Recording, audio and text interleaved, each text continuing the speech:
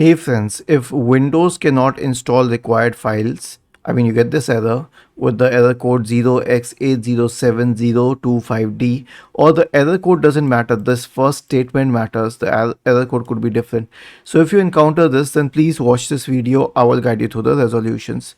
Now the first solution will be to unplug external devices because they keep pushing their own software products, thus causing problems.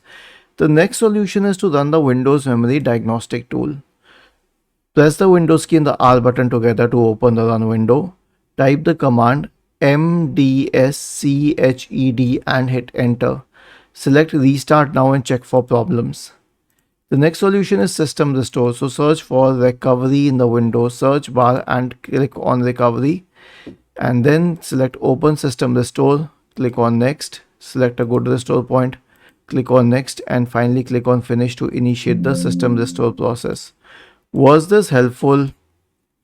If not, then the last solution is an SFC scan.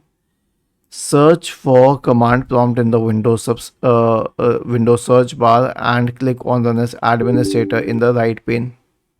Type the command SFC /scan now and hit enter to invoke the SFC scan. And this should fix the problem for most of the users. If yes, then please subscribe to the channel, and if not, then let us know in the comment section of the video on how we could help you further. Thank you for watching this video and have a nice day.